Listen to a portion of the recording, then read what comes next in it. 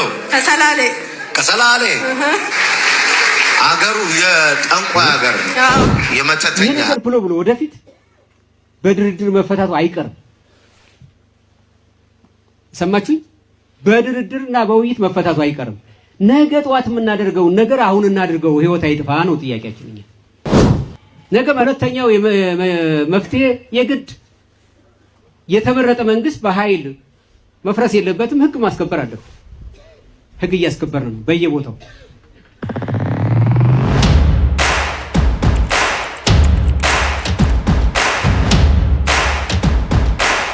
ሰላም ጤና ይስጥልን ውድ ቤተሰቦቻችን እንዴት አላችሁ? ዘኢትዮጵያ ቻናላችንን መከታተል ጀምራችኋል። አማሃ ደገፋ ነኝ። በወቅታዊ ፕሮግራማችን ተመልሰን ተገናኝተናል። በዛሬው ፕሮግራማችን የአማራ ክልል ርዕሰ መስተዳድር አቶ አረጋ ከበደ በወቅታዊ ጉዳዮች ላይ የሰጡትን ማብራሪያ አንድ ሶስት ቦታ ከፋፍለን የምናቀርብላችሁ ይሆናል።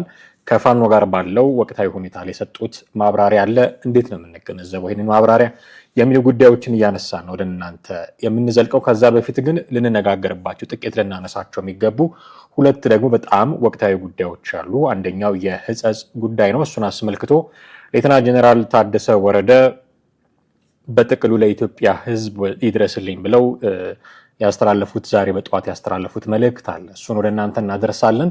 ከሁሉ ግን አስቀድሞ በሃይማኖት ስም፣ በሃይማኖት ስብከት ስም፣ በሃይማኖት ልምምድ ስም የሚደረጉ አልባል የሆኑ ንግግሮች ከሰሞኑ በጣም ተበራክተው ያየን ነው። ትናንትናና ዛሬ ማህበራዊ ሚዲያውን በጣም ደግሞ ያጨናነቀው ሲመላለስ ብዙ ሰዎች ጋር ሲደርስ የነበረ አንድ ጉዳይ አለ። የሰላሌን አስመልክቶ አንድ የሃይማኖት መምህር የተናገረው ነገር አለ። እሱንም ደግሞ እንዲሁ በጥቂቱ ትንሽ ነገር ብለንበት የምናልፍ ነው የሚሆነው። የዛሬ ፕሮግራማችን እነዚህን ጉዳዮች የሚዳስስ ነው። እስከ ፕሮግራማችን ፍጻሜ ድረስ አብራችሁን ትቆዩ ዘንድ የአክብሮት ግብዣችን ነው። ከኛ ጋር ስትቆዩ ቻናላችንን ሰብስክራይብ ማድረጉን አይዘንጉ፣ የደወል ምልክቱንም ይጫኑ። ቪዲዮቻችንን ደግሞ ሼር እና ላይክ በማድረግ ለብዙዎች ታጋሩልን ዘንድ በታላቅ ትህትና እንጠይቃለን። ስለምታደርጉልን ትብብር ሁሉ ግን አስቀድመን ምስጋናችንን ለማድረስ እንወዳለን። በቀጥታ ወደ ዛሬው ፕሮግራማችን እናልፋለን። አብራችሁን ቆዩ።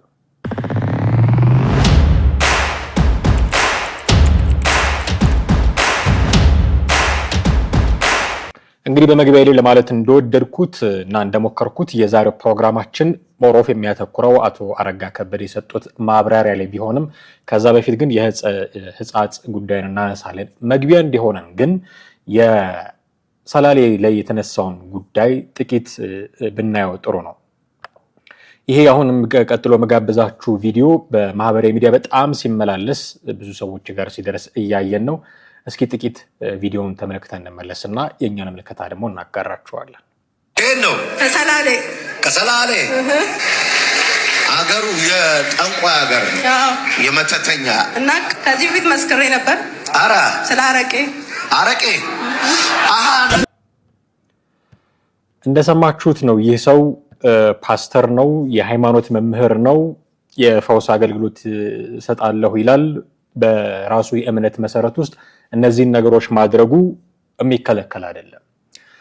ይህንን ኤክሰርሳይዝ ለማድረግ ሲባል ግን የሌላውን ደግሞ መብት፣ የሌላውን ደግሞ ስም እንዲህ ደግሞ ማክፋፋት፣ ማጥላላት ተገቢ ሆኖ አይገኝም። ስለዚህ በሃይማኖት ሰባኪ ስም፣ በሃይማኖት ትምህርት ስም፣ በሃይማኖት ልምምድ ስም የሌላውን ሰው መብት የነካ፣ የሌላውን ሰው መብት ያንቋሸሸ ከሃይማኖት ሰባኪ በጥቅሉ የማይጠበቅ ንግግር ነው።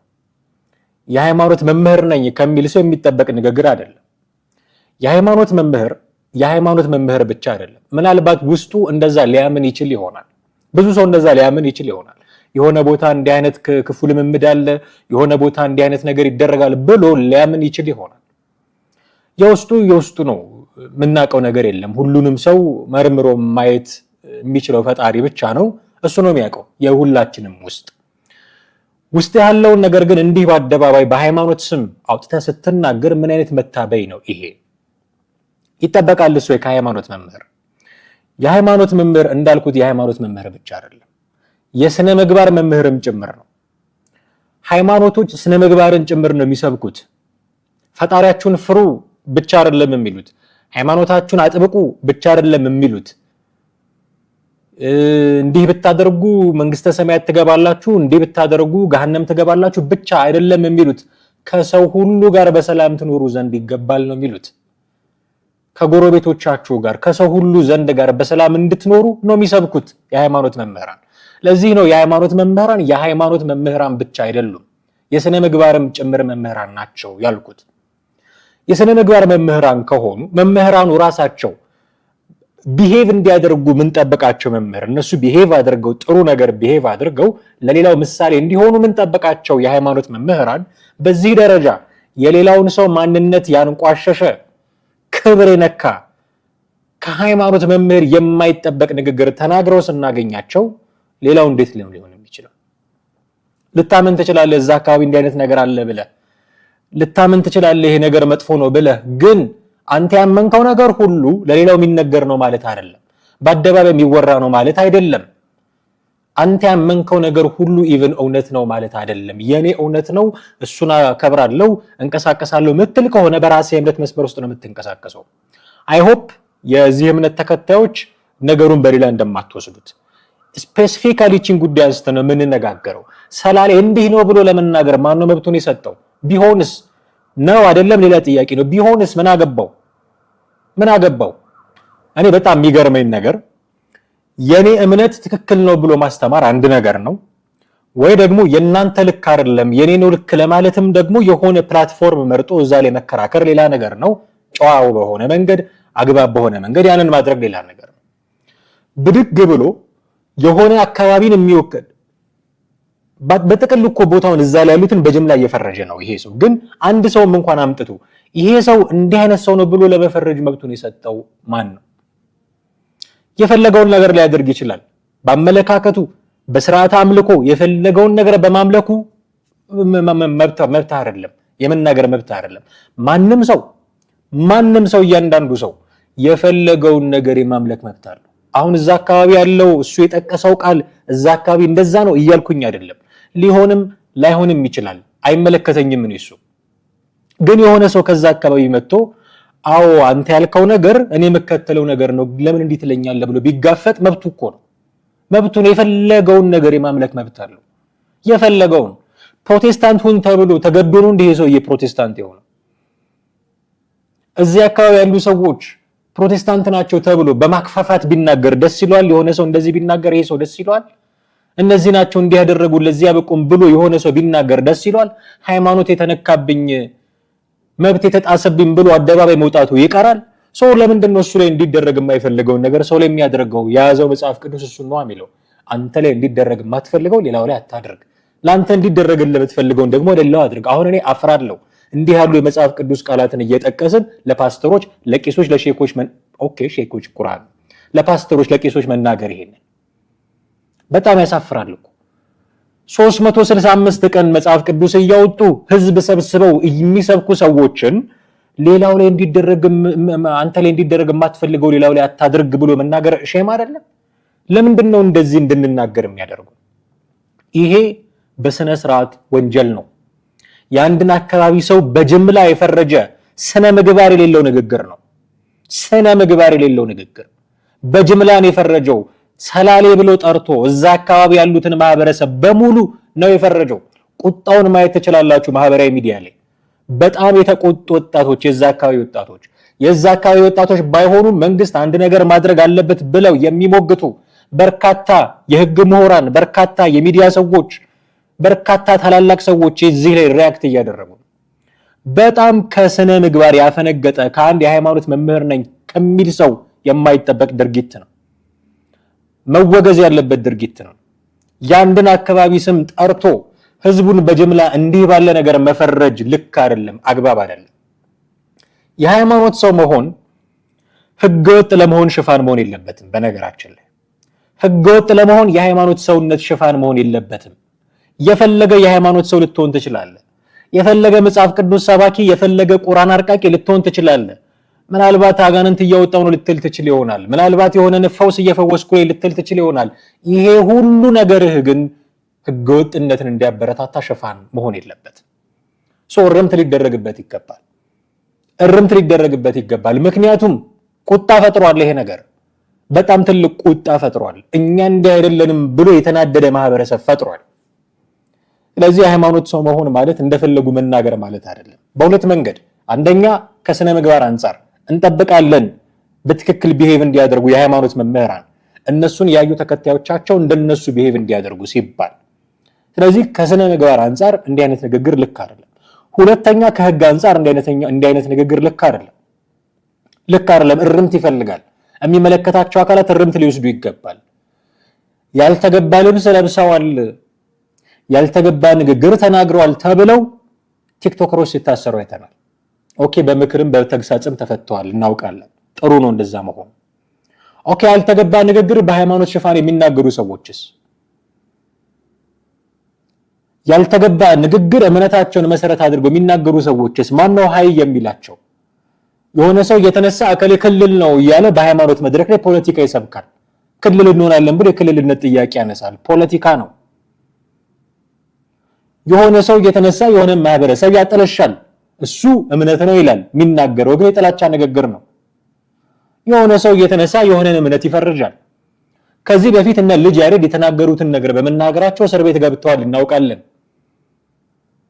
ከዛ ታርመው ወጥተዋል። ታርመው ከወጡ በኋላ እንዴት ቢሄቭ እያደረጉ እንደሆነ እናውቃለን። ይቅርታ ጠይቀዋል። እነዚህ ሰዎችስ ይታሰር እያልኩኝ አይደለም። በነገራችን ላይ እኔ ዝም ብሎ ሁሉንም እያሰሩ በማጎር ለውጥ ይመጣል ብዬ አላስብም። ግን ልኩን እንዲያውቅ መደረግ አለበት። ከዚህ በኋላ እንዲህ አይነት ነገሮች ቀይ መስመር ናቸው፣ መታለፍ የለባቸውም የሚል መስመር ማስቀመጥ አለብን። አለዛ ግን ሁሉም እየተነሳ የሚፈነጭበት ጉዳይ ነው የሚሆነው። ሊታረቅ ሊስተካከል የሚገባው ጉዳይ ነው። ስለዚህ እንዲህ ያለ ሃይማኖትን ሽፋን አድርጎ ማንም ሰው የራሱን ነገር የሚያደርግበት ነገር ማብቃት አለበት የሚል እንደው መልእክት ለማስተላለፍ ይህን የሚያህል አውራበታለሁ ብዬ አልጠበቅኩም ነበር። መግቢያ እንዲሆነን ነው ያነሳሁት። ወደሚቀጥለው ርዕሰ ጉዳይ ደግሞ እናልፋለን።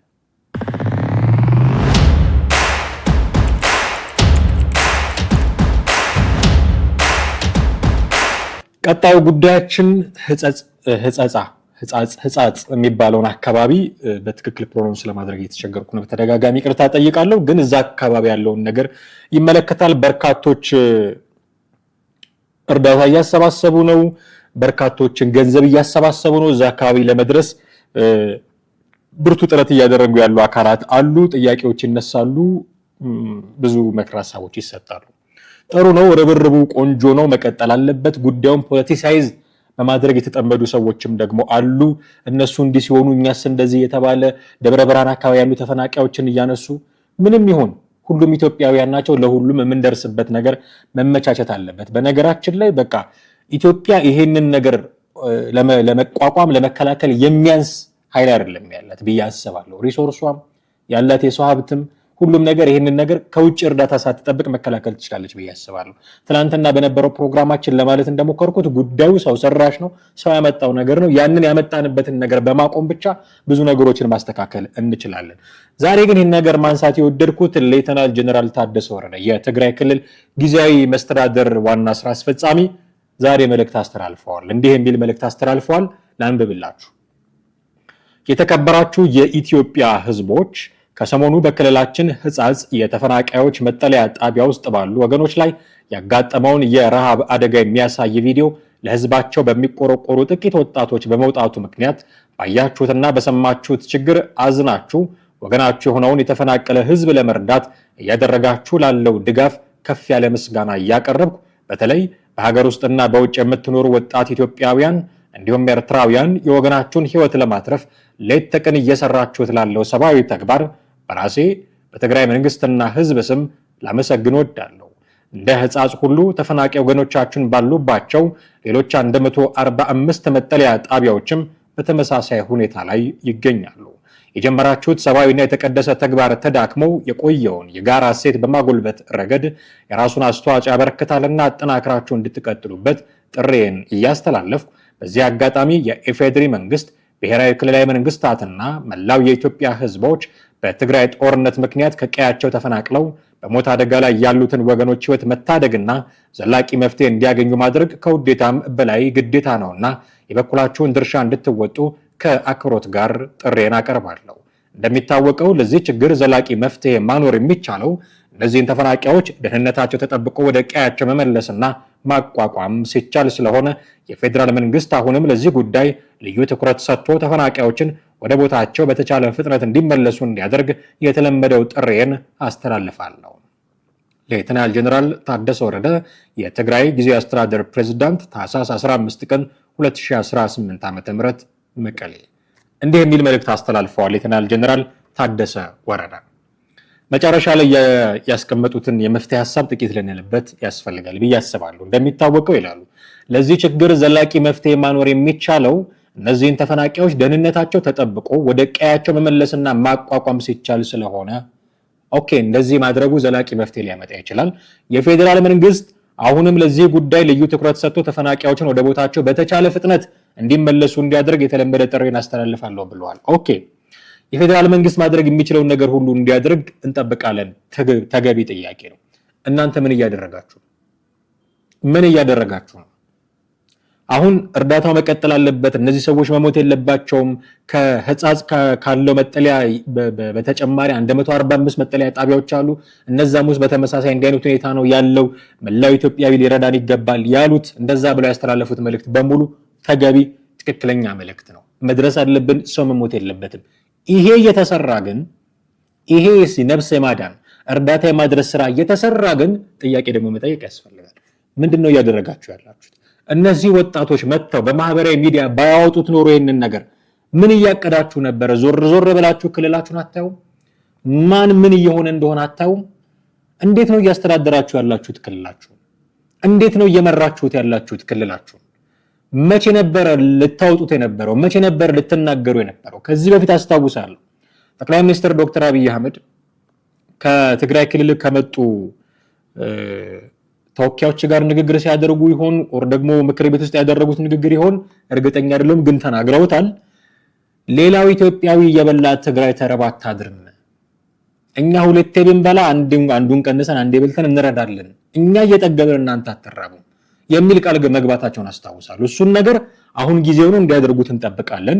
መራብ የለባቸውም፣ መዳን አለባቸው። እነዚህ ሰዎች አፍተር ኦል ወገኖቻችን ናቸው። የትግራይ ክልልን የሚመሩ ሰዎች ግን ምን እያደረጉ ነው? አንድ ይሄ ጥያቄ መጠየቅ አለበት። ሁለተኛ ህወሓት ምን እያደረገ ነው? ጉዳዩን ፖለቲሳይዝ እያደረገ እንዳለ እናውቃለን። ትላንት ማታ የሰሩትን ዶክመንተሪ ፕሮግራም ያየ ሰው ይሄንን ነው የሚገነዘበው። ከዚህ በፊት በደርግ ዘመን የሰራውን ሁሉ ስራ ሰርቶ አሁን ይህንንም ደግሞ ፖለቲሳይዝ አድርጎ የራሱን የሆነ ፍላጎት ለማስፈጸም የሚሯሯጥ ከንቱ ድርጅት ሆኗል። ከንቱ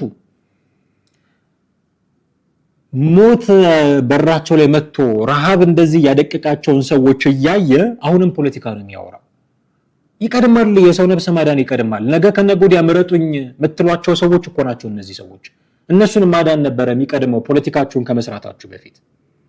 ስለዚህ ስራው ሁሉ እየተሰራ የማዳን ነፍስ የማዳን ስራው ለነዚህ ሰዎች የመድረሱ ስራ እየተሰራ ገንዘብ ማሰባሰቡ፣ አልባሳት ማሰባሰቡ፣ ምግብ ማሰባሰቡ እንደተጠበቀ ሆኖ ጥያቄ ግን መጠየቅ አለብን።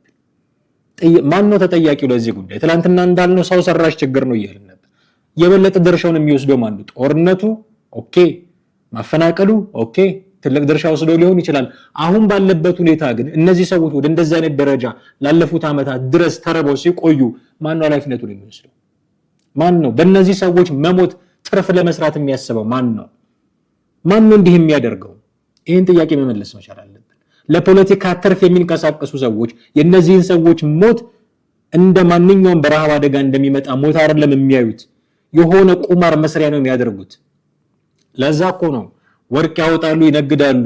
የጦር መሪዎቹ ዞር ብለው አያዩትም። ህዝቡ ይነግዳሉ፣ ወርቅ ያወጣሉ። አቶ ጌታቸው ረዳ ዘርግፈውታል እንደምታውቁት፣ ፋና ቴሌቪዥን ላይ መለስ ብሎ ማየት ይቻላል። ወርቅ የሚነግዱ አሁን እኮ አይደለም እየተዋጉ ኢቭን ወጣቱን እዛ ተዋጋ ብለው ግንባር ላይ እያስገደሉ እነሱ ወርቅ በኤክስካቫተር የሚያስቆፍሩ እና የሚነግዱ ውጭ ሀገር ድረስ የተዘረጋ ሰንሰለት ያላቸው ጀነራሎች አሉ። እነዚህ ሰዎች ለህዝቡ አያስቡ። ወጣቱ እንዲዋጋላቸው ይፈልጋል። ደረቱን ለጦር ግንባሩን ለጥይት ሰጥቶ እንዲዋጋላቸው ይፈልጋሉ። እነሱ በሰላም ይኖራሉ። የሚራበው ይራባል። ይሄን ፖለቲካ ያደርጋሉ። ወርቅ ይቆፍራሉ፣ ይሸጣሉ። ባለሀብት ናቸው። ውጭ ሀገር ልጆቻቸውን ያስተምራሉ። ያ የደሞዝ ጥያቄ በተነሳ ጊዜ ወታደሮች ያሉትን ነገር ለነምግበይ ያሏቸውን ነገር ታስታውሳላችሁ። አባቴ ተዋጊ ነበር፣ ያንተም አባት ተዋጊ ነበር፣ አንተ ታጋይ ነህ፣ እኔም ታጋይ ነኝ። የሚያሳዝነው ይላል ልጁ ወታደሩ ያንተ ልጅ ውጪ ነው የሚማረው የኔም ልጅ ግን ታጋይ ነው የሚሆነው ነገር። ስለዚህ ለምንድን ነው መፍትሄ ማንሰጠው የሚለውን ነገር አስታውሱ። ይሄን ነገር የሚያደርጉ ወርቀ ቆፍረው የሚሸጡ ጄኔራሎች እያሉ ነው እዛ ክልል ውስጥ እነዚህ ሰዎች የሚራቡት። ስለዚህ ጉዳዩን ፖለቲካዊ መልክ ለማላበስ የሚጥሩ በዚህ ፖለቲካዊ ትርፍ ለማትረፍ የሚጥሩ በዚህ ያጡትን ድጋፍ ለማግኘት መልሶ ለማግኘት ጥረት የሚያደርጉ ሰዎች ናቸው አሉት እንጂ እነሱ ሰው ቢሞት ባይሞት ደንታቸውም አይመስለኝም። በዚህ ደረጃ እንነጋገር ከተባለ ደንታቸው ለዛ እኮ ነው ተፈናቃዮቹ ከኛ በፊት ድርጅታችን መዳን አለበት ብለውናል ብለው የሚያስወሩት። በጣም በሚያሳዝን ሁኔታ እነሱ ቢሉ እንኳን አይሉም ቢሉ እንኳን ነው እናንተ መዳን አለባችሁ ብለው ለነሱ መፍትሄ መፈለግ ነበረባቸው። ፖለቲከኞች ናቸው፣ መሪዎች ናቸው። ለህዝቡ እኮ ነው መቆም የነበረባቸው። ድርጅቱ ለምን አፈር ከድሜ አይበላም? ህዝቡ እንደዚህ የሆነ ስለ ድርጅት የምታወራው ህዝቡ ከዳነ በኋላ ህዝቡ ከጠገበ በኋላ በልቶ ከጠገበ ጠጥቶ ከረካ በኋላ ልትደርስበት የምትችለው የድርጅት ጉዳይ የሞት አፋፍ ላይ በቆሙ ሰዎች ፊት እንዴት ታወራል? ስለዚህ በጣም ሊታሰብበት የሚገባ ጉዳይ ነው። ትክክለኛ መልእክት አስተላልፈዋል ሌተናል ጀነራል ታደሰ ወረደ። ግን የፌደራል መንግስቱ እንዲያደርጉ ያለውን የፌደራል መንግስት ያድርግ፣ ግን እናንተም የቤት ስራ አለባችሁ። ተፈናቃዮችን ወደ ቦታቸው ለመልስ ሲል ታጣቂዎችን ለምንድን ነው አብራችሁ የምታስገቡት? ለምን የምታስገቡት አብራችሁ? አሁን ይሄ ጉዳይ የተፈጠረው በእንዲህ አይነት ጀስቲፋይ ለማድረግ እየሞከርኩኝ አይደለም። በቃ ስተት ሰርተናል። ሰው ሰራሽ ችግር ነው፣ እኛ ራሳችን ያመጣነው ነገር ነው። ለመፍትሄው ስንነሳ ግን እንቅፋት አትሁኑ። ተፈናቃዮች መመለስ አለባቸው፣ ጥርጥር የለውም። ሲመለሱ ግን የተፈናቀሉ ናቸው መመለስ ያለባቸው። አብሮ ታጣቂ ምን ይሰራል? የምታስቡላቸው ከሆነ ለእነዚህ ሰዎች ይህን ማድረግ መቻል አለባችሁ ብዬ አስባለሁ። የሌተናል ጀነራል ታደሰ ወረደ መልእክት ግን በዚህ ደረጃ የተገለጠ ነው ማለት ነው።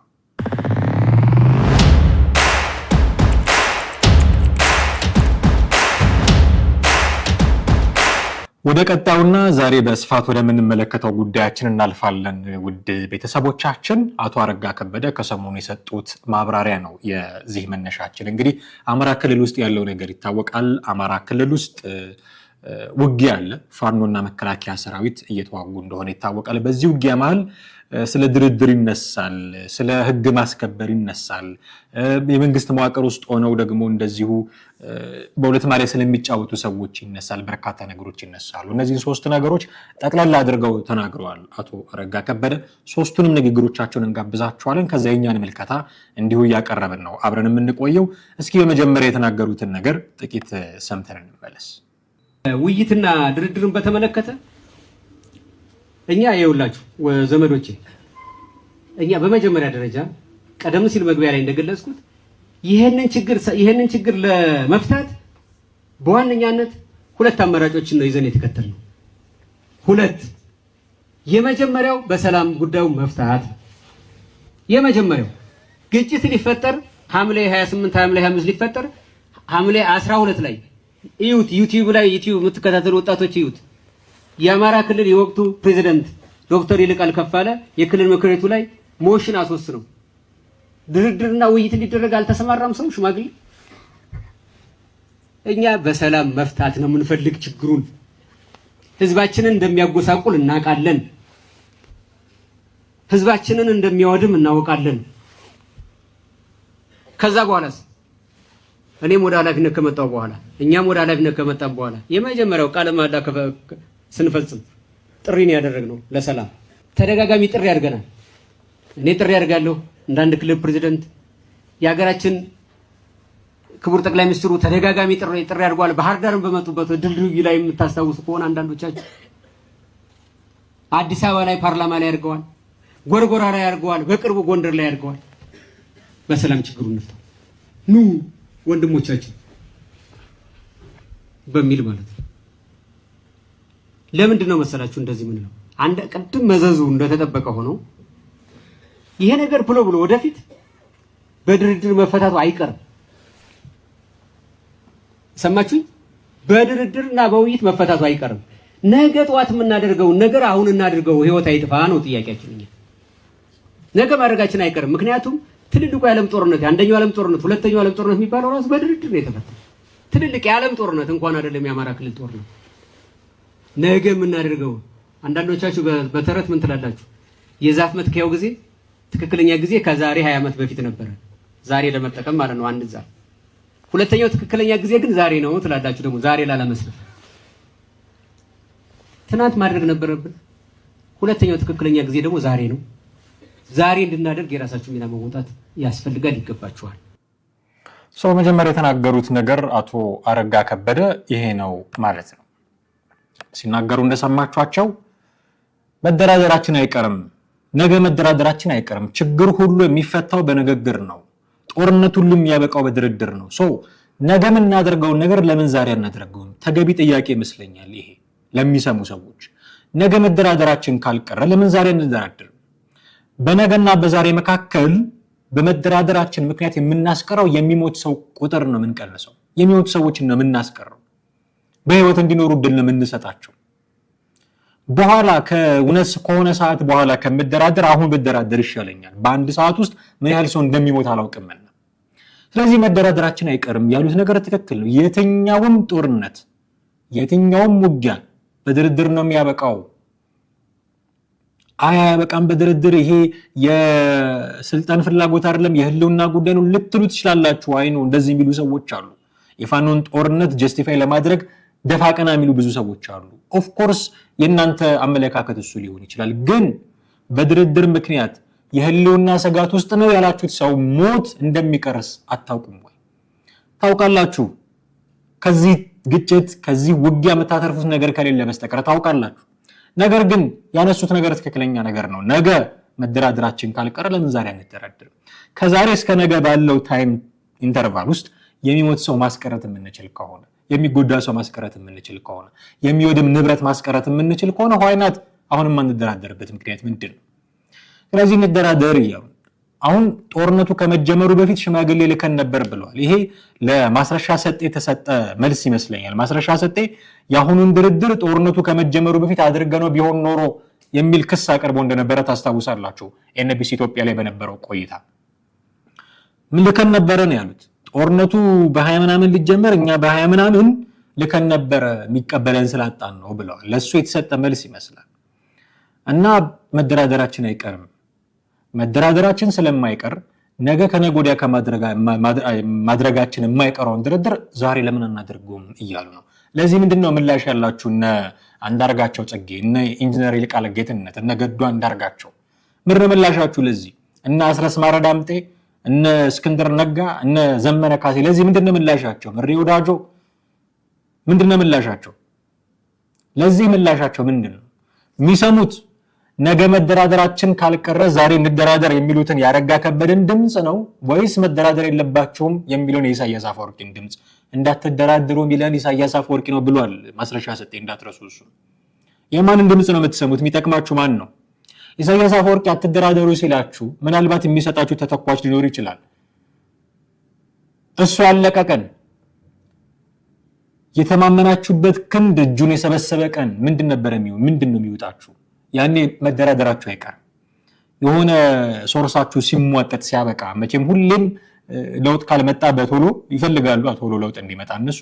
ያ ለውጥ ካልመጣ ሁሌ ደግሞ ዝም ብሎ ፊድ የሚያደርጋችሁ አካል ላይኖር ይችላል። ያ ነገር የተቋረጠ ቀን በቃ አሁንማ አንችልም ወደ ድርድራችን እንግባ ማለታችሁ አይቀርም። እስከዛ ግን የሚሞት ሰው ቁጥር አለ እና አሁን ኢሳያስን ነው የምትሰሙት? አረጋ ከበደን ነው የምትሰሙት? ማንን ነው መስማት ያለባችሁ? ይሄ አማራ አይደለም ባንዳ ነው ለመንግስት የተገዛ ነው እንደምትሉ አውቃለሁ። ግን ወደድክም ጠላህም አማራ ነው አረጋ ከበደ። ማስረሻ ሰጤም አማራ ነው፣ አረጋ ከበደም አማራ ነው። ልክ አንተ በደሜ አማራ ነኝ ያልከውን ያክል አማራ ናቸው እነዚህ ሰዎች። ሙሉ አማራ የመንግስት ተቋሚ ነው ከዚህ በኋላ እንደዚህ አማራዎች ናቸው። የተሰበሰቡትም አማራዎች ናቸው። ጦርነት በቃም ብለው ሰልፍ የወጡትም አማራዎች ናቸው። እናንተም አማራዎች ናቸው። ስለዚህ ለአማራ የቆም ነው እኛ ብቻ ነን የሚል መታበይ ውስጥ መግባቱን ትታችሁ የሚሞት ሰውን ቀንስ፣ የሚወድም ንብረትን ቀንስ፣ ከዚህ በኋላ አፎርድ አያድርግም ክልሉ ጦርነት፣ ሌሎች ክልሎች እና አማራ ክልል አሁን ያሉበትን ሁኔታ ማስተያየት በቂ ነው። በልማት ያደጉ አሉ፣ በሞት ቁጥር እያደገ ነው የአማራ ክልል። ይህንን ለምንድን ነው ማናስተካክለው? ይህን ማስተካከል የምንችለው በንግግር ነው። ይህን ማስተካከል የምንችለው በድርድር ነው፣ በሰላም ውይይት ነው። ይህን ማድረግ የማትፈለግ ከሆነ ለህልውናው ቆሜለታለሁ ለምትለው ህዝብ መቆምህን እጠራጠራለሁ። መቆምህን እጠራጠራለሁ። ከዚህ በፊት በተለያዩ የኦሮሚያም የሌሎችም ክልል በኢትዮጵያ በአጠቃላይ የተበተነ ህዝብ ለምን ይገደላል ብላችሁ ጥያቄ አንስታችኋል። ተገቢ ጥያቄ ነው። መሞት የለበትም ማንም አማራ በማንነቱ። እናንተ መፍትሄ ሐሳብ ያመጣው ግን ሌላ ቦታ የሞት የነበረውን አማራ በክልሉ የሚሞት አደረጋችሁት። እርስ በርስ የሚዋጋ አደረጋችሁት። ሚሊሻና ፋኖ ተመሳሳይ ብሔር ያለው ነው ግን እርስ በርስ ይዋጋል። ይሄን ወይ መፍትሄ ሐሳብ አቁሙና ነው ተደራደሩ፣ ተወያዩ። እጅ ስጡ አይደለም ተደራደሩ።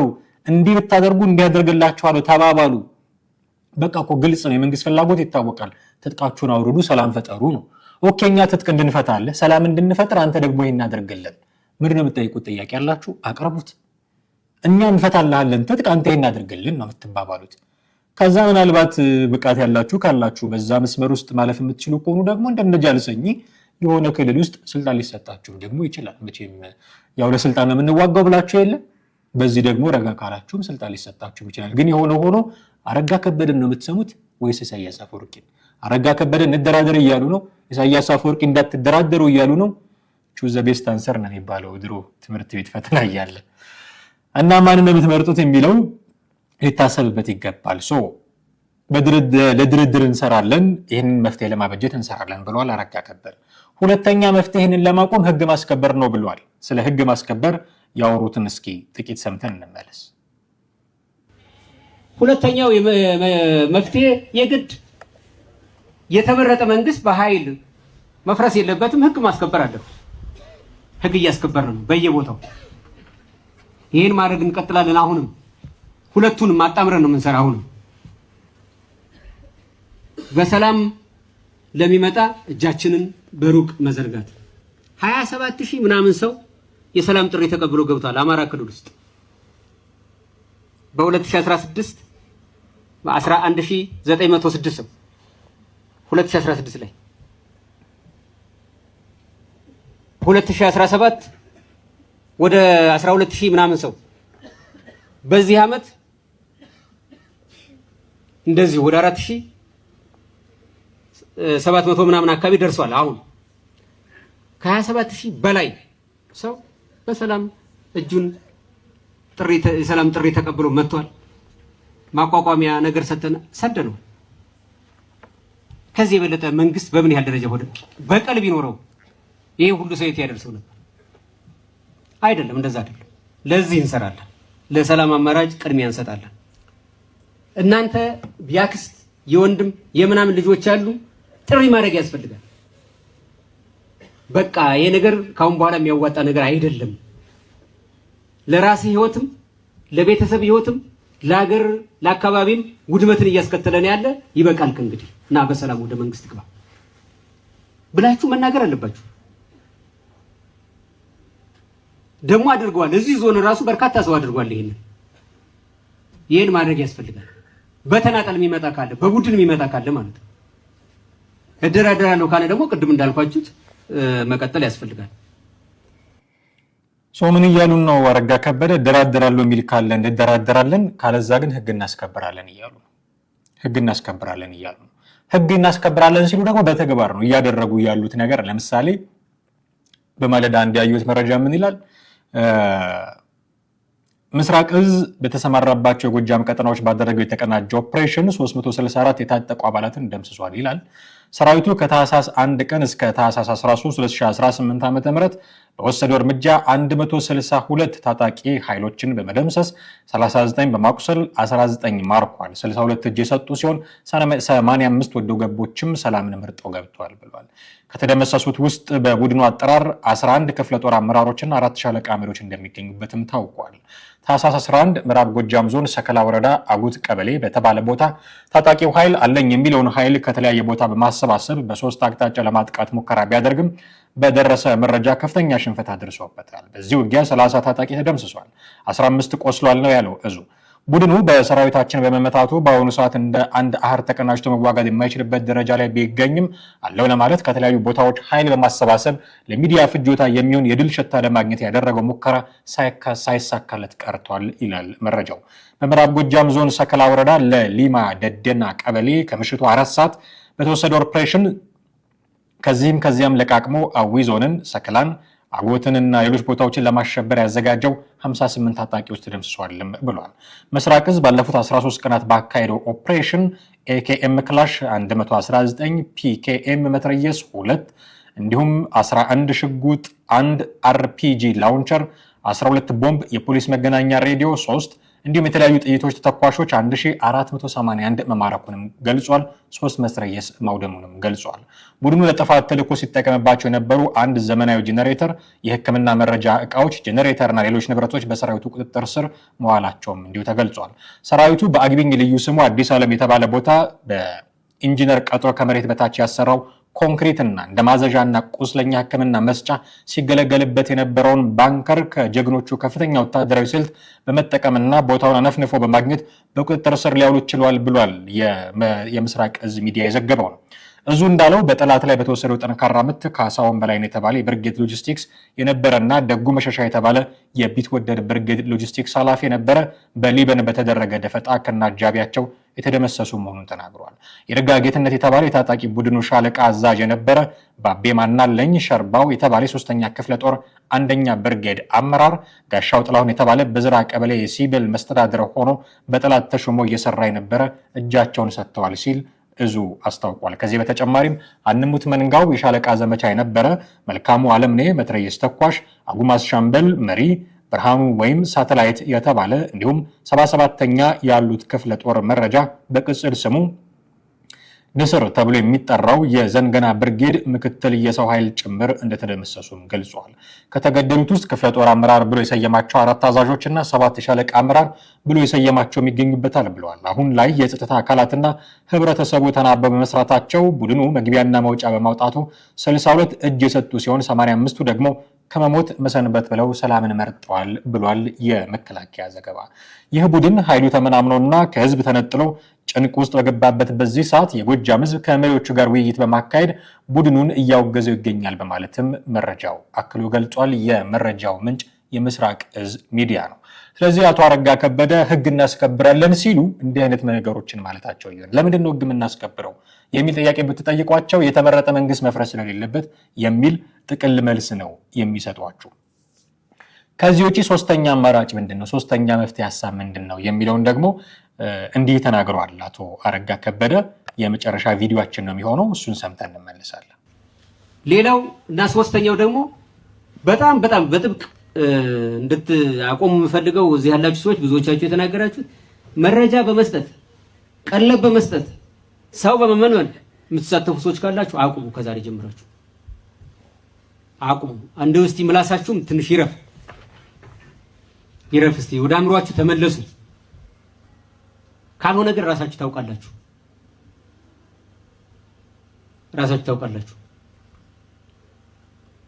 ሌላው ህዝብ ግን እነዚህን ሰዎች መረጃ የሚሰጡ ቀለብ የተለያየ ነገር እንትን የሚሉ ሰዎችን በሚስጥርም ቢሆን ለሀገር መከላከያ ሰራዊታችን ለጸጥታ ኃይላችን መጠቆም መቻል አለባችሁ። ከዚህ በላይ መሄድ የለበትም፣ ሀገር መውደብ የለበትም ብላችሁ መወሰን አለባችሁ።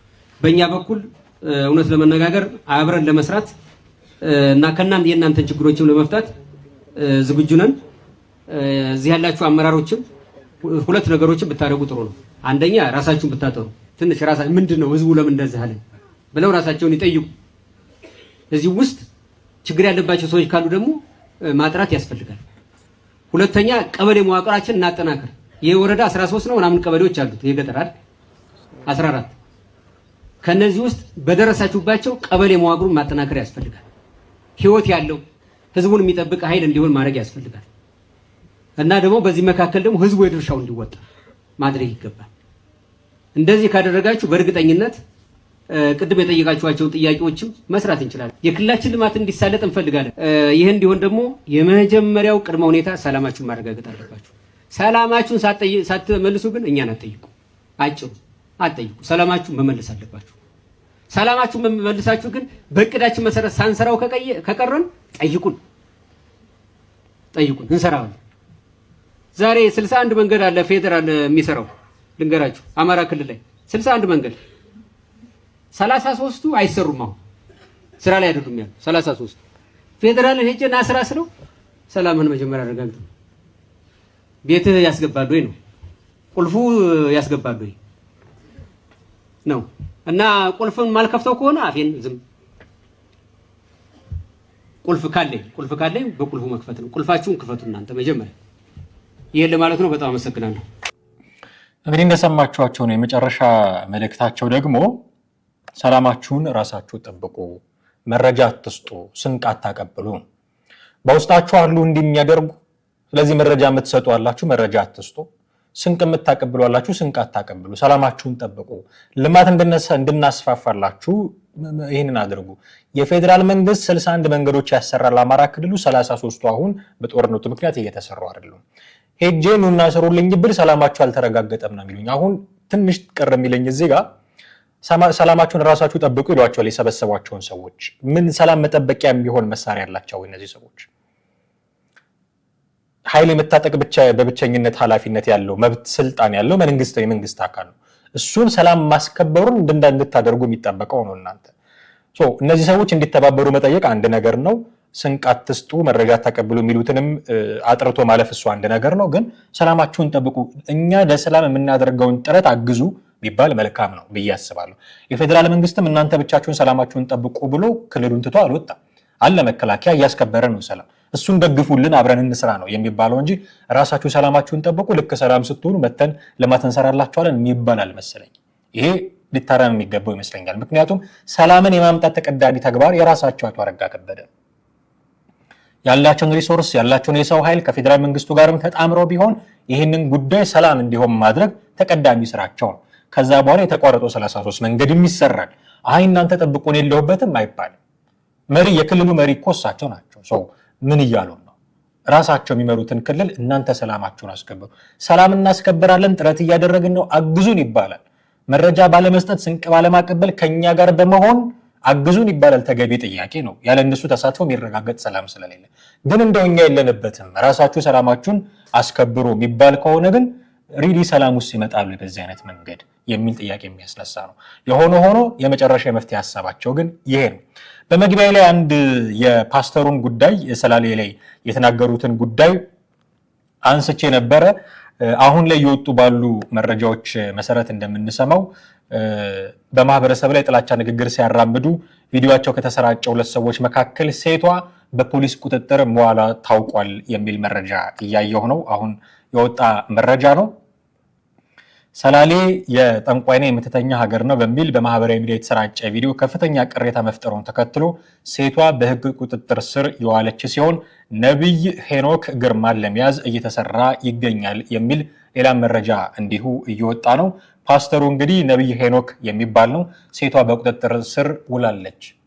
ፓስተሩስ እሱን ለማግኘት እየተሰራ ነው የሚሉ ነገሮች አሉ። ምናልባት ሀገር ውስጥ የሌለ እንደሆነም አላውቅም። እሷ ተይዛ እሱ የቀረበት ምክንያትም ግልጽ አይደለም። ግን ጥረት እያደረጉ እንደሆነ የጸጥታ አካላት እነዚህ መረጃዎች ያመላክታሉ። ይሄ ነው የሚያስፈልገው። እንዲህ ያሉ ጉዳዮች ያስፈልጋሉ። በቃ ልክ ከስነ ምግባር ያፈነገጠ ነገር፣ ከህግ ያፈነገጠ ነገር፣ የሆነ ማህበረሰብን በጅምላ የመፈረጅ እንቅስቃሴዎች ሲገባ መንግስት ቶሎ ሪያክት ማድረግ አለበት።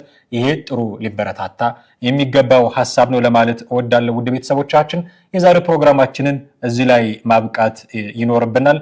አብራችሁን ቆይታችሁ ስለተከታተላችሁን እጅግ አድርገን እናመሰግናችኋለን። ምን ሀሳብ አላችሁ? ምን አስተያየት አላችሁ? ቤታችን ለሁሉም አስተያየት ክፍት ነው። በስልክ መስመራችን ደውሉልን፣ ሃሎ እንላችኋለን። አሊያም ከታች ባለው ደግሞ የሀሳብ መስጫ ሳጥን በኩል ጻፉልን፣ እናነባለን፣ አስተያየቶቻችሁን እንወስዳለን። ለሚቀጥሉት ፕሮግራሞቻችን ግብአት ይሆናል።